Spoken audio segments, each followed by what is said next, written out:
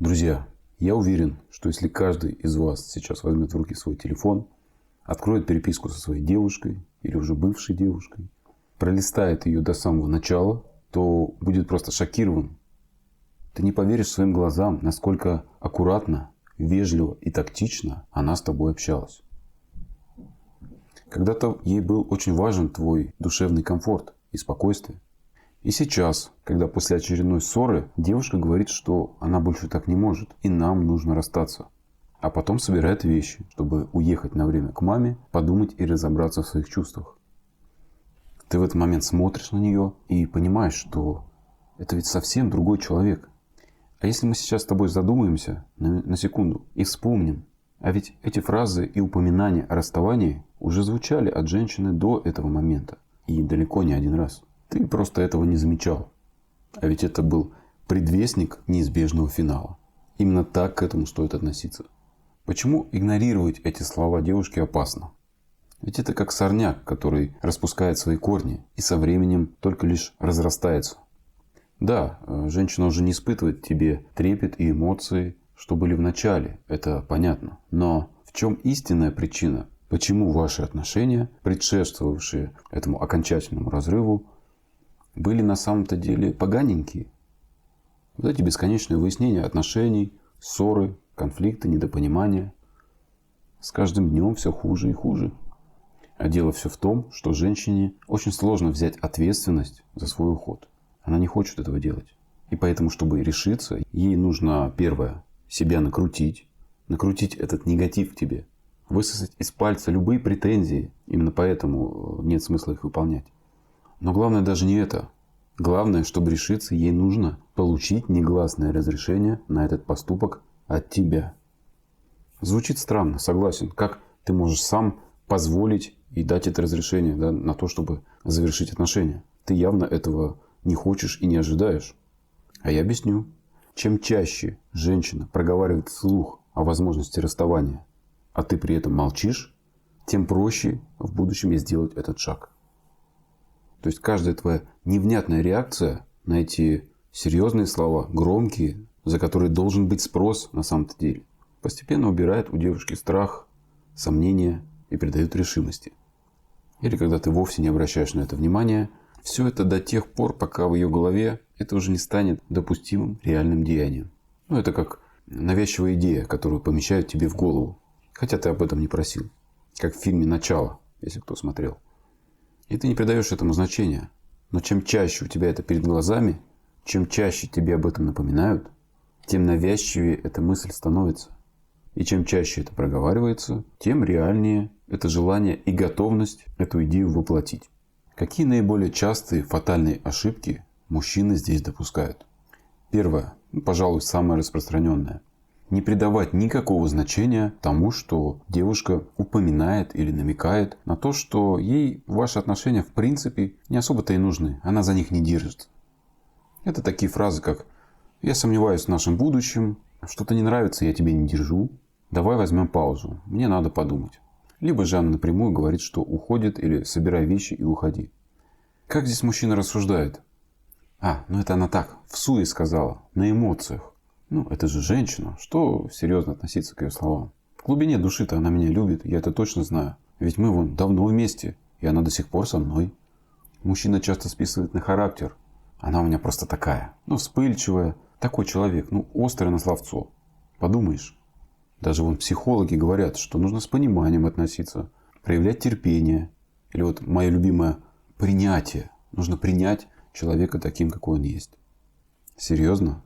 Я бы здесь немного подкорректировал, с вашего позволения. Да, принятие, чуткость, терпение, внимательность, уважение. Все это базовые и необходимые вещи для качественных и здоровых гармоничных отношений. Но они должны проявляться своевременно и тогда, когда это уместно. А именно в ответ на аналогичные отношения. Или я не прав? А не когда женщина вытирает об тебя ноги, систематически разрушает отношения, доставляет тебе душевный дискомфорт, пугает расставанием, а ты при этом все самоотверженно и благородно терпишь. Хаваешь за обе щеки, еще и добавки просишь. Друзья, это же глупость. Ведь если ты молчишь, значит ты терпишь. Если ты терпишь, значит у тебя нет своих принципов. Значит ты слабый. А к слабому мужчине женщина никогда не будет испытывать настоящих честных эмоций. Поэтому в этой ошибке мужчина сам на блюдечке подносит женщине это разрешение. Вторая ошибка – это выжидать, или плыть по течению. То здесь мужчина слышит то, что говорит женщина, он обращает на это внимание, и его это пугает. Неудивительно, значимость-то высокая. Но что он делает? Он просто надеется на лучшее, на чудо. Он выбирает позицию в домике. То есть вроде ничего не происходит. Все как-то само собой рассосется и будет хорошо. Да, девушка собирается уйти, но вдруг завтра она проснется, у нее будет хорошее настроение. Она подумает, что погорячилась и передумает расставаться. Или жена, которая собиралась подавать на развод, вдруг неожиданно решит этого не делать. Но это то же самое, что игрок на спортивном матче, который продолжает верить в победу своей команды, когда явное преимущество по счету находится на стороне соперника, а до конца мероприятия осталось 2 минуты. Такие случаи, когда мужчина выжидает, они нередки, к сожалению. Но надо здесь понимать, что на длинной дистанции это не работает, так как за хорошим настроением идет плохое. В этот момент ты не лидер, ты идешь на поводу у эмоциональной, непостоянной женщины. А твои яички уже давно отрезаны и пылятся на верхней полке. Третья ошибка – это отсрочить расставание любыми способами. Не дать случиться этому неизбежному путем каких-либо ограничений с нашей стороны. То есть здесь как происходит? Мужчина часто пытается любыми путями не отдавать как можно дольше оставшиеся вещи девушке или мешать их забрать, оттягивая момент, чтобы остались хоть малейшие эти связующие нити, еще один повод в будущем более эффективно нуждаться. Часто происходит шантаж совместно нажитым имуществом в браке или детьми. Мужчина не дает развод жене или всячески тормозит этот процесс, давит на жалость или наоборот пугает. Но что происходит по факту? Всеми этими действиями ты все больше и больше придаешь женщине решимости тебя бросить. Это как пытаться удержать воду в ладонях. Ведь как бы ты ни старался, она будет потихоньку просачиваться, капать, потому что между пальцами есть микропространство, которое не позволит ее удержать. То есть вместо того, чтобы убирать, стирать этот негативный, нуждающийся образ, мужчина его здесь подкрепляет. Но финал здесь неизбежен. Девушка, скорее всего, возьмет паузу. Мы не расходимся пока. Мне нужно просто подумать, все взвесить. И через пару недель давай встретимся и поговорим, я скажу свое решение. Но если ты наивно полагаешь, что она будет в этой паузе думать, то это, конечно же, не так. Соответственно, эта пауза лишь придает ей смелости и лишает страха поставить точку. А когда ты лихорадочно пишешь ей смс, что ты надумала, из паузы она уже не выходит, написав ответ на смс, что вещи можешь оставить себе. Поэтому, совершая эту ошибку, нужно понимать, что конец здесь абсолютно так же неизбежен. Просто он будет растянут во времени. Но боль, которую ты будешь испытывать, будет уничтожать твою психику каждый день. Это страшно. Четвертая ошибка. Мужчина думает, что проблема решаема. Просто нужно обсудить, поговорить. Мужчина здесь часто усаживает женщину за стол переговоров и пытается ей привести какие-то доводы, аргументы, почему отношения или брак рушить не нужно, а нужно обязательно за него бороться, сохранить. Девушка сидит, конечно, кивает. Да, ты говоришь разумные вещи. Да, действительно. Я все понимаю. Но чувств-то к тебе нет. Внутри пустота. Ты и не нужен в этот момент. Иначе ведь у вас же было бы все хорошо, логично. И тут у мужчины появляется гениальная идея. А кто как нельзя лучше разбирается в том, как все наладить, как не семейный психолог. И после непродолжительных уговоров вы принимаете решение все-таки попробовать.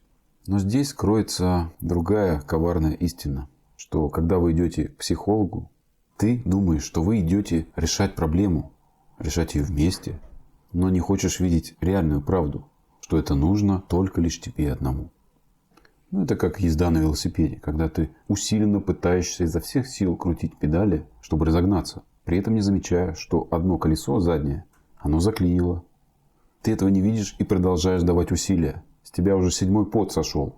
И замечаешь только, когда оно окончательно отвалилось. Так же и с женщиной. Даже если она согласилась, даже если ты ее уговорил поработать над вашими отношениями. Для нее это такая поддельная, ненастоящая, искусственная попытка что-то наладить.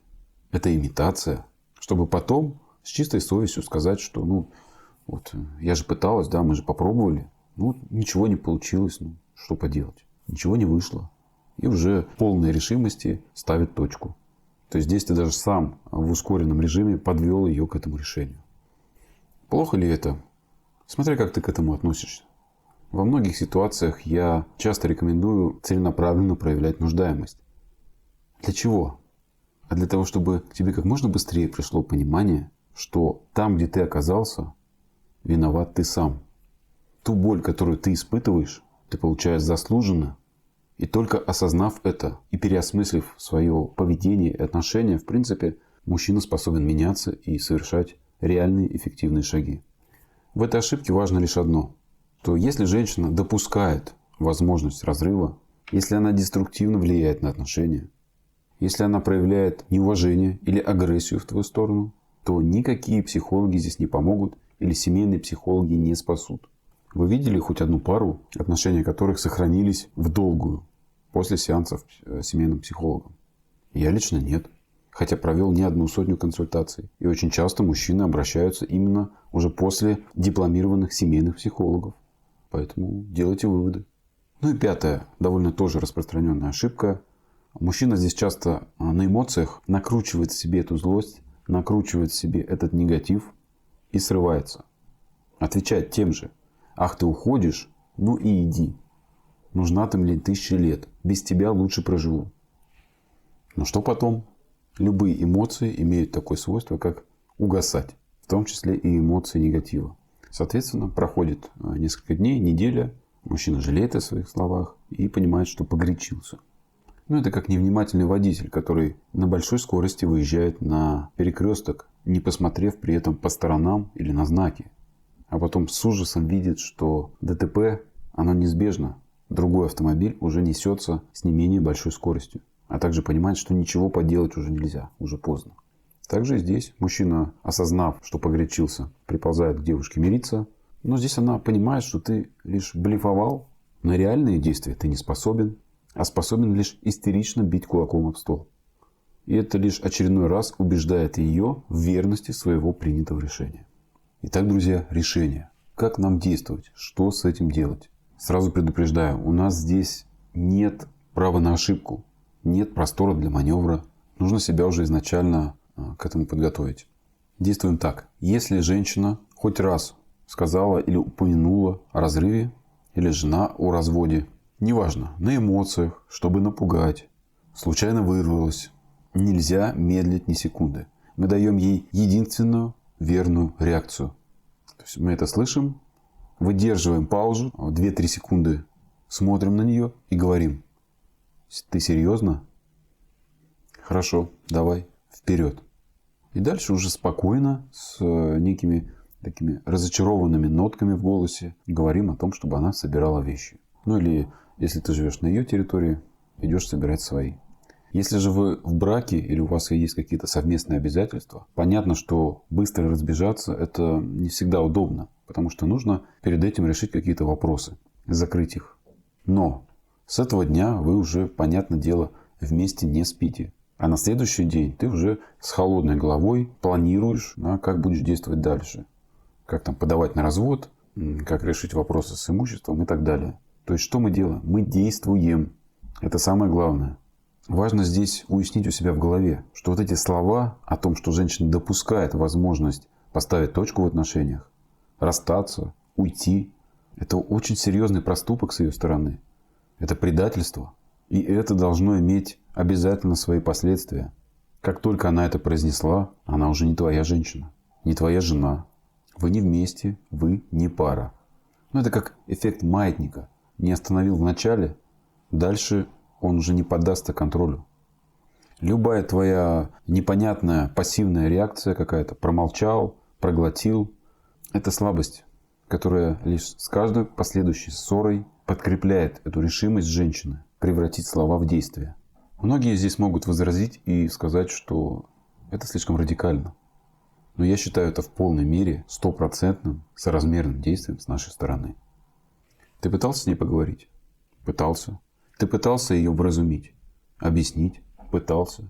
Пытался решить вопрос с семейным психологом? Пытался. Пытался даже не замечать этого, сглаживать, терпеть. Да.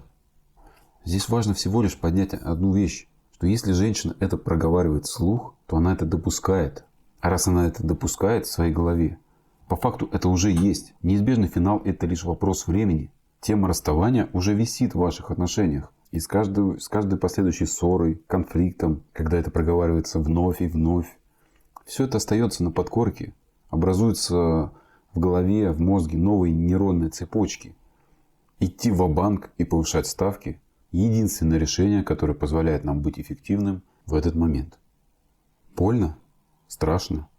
Это тихий голосок твоей нуждаемости нашептывает в твоей голове. А это уже верный признак того, что значимость нужно понижать. Терпеть непозволительное поведение женщины большого ума не надо. А вот суметь дать нужную реакцию в критический момент – вот что достойно уважения. И ты удивишься, даже женщина, которая утратила к тебе интерес, утратила эти эмоции, будет тебя уважать. Да, возможно, не сразу, но точно будет. При своевременной реакции восстановить баланс значимости возможно буквально за несколько дней. Проверено на личном опыте и не раз. И женщина чувствует эту решимость. Здесь важно затронуть вопрос блефа. Не нужно обманывать женщину. Не нужно себя обманывать. Не стоит играть в спектакль. Ее обмануть не получится. Она быстро тебя раскусит. Но в то же время не нужно рассматривать это как манипуляцию и применять ее исключительно в качестве манипуляции. Иначе ты предаешь сам себя. Ты не веришь в это, и женщина в это не поверит.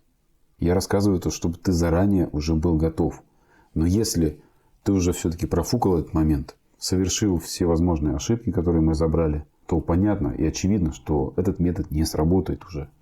Потому что это будет не своевременно. В этом случае уже необходимо готовиться нам к игнору, либо к дистанцированию. В зависимости от ситуации, от формата отношений. Здесь нужны подробности. Это уже на консультацию. Друзья, напоминаю, что доступен курс понижения значимости «Как забыть бывшую и начать жить».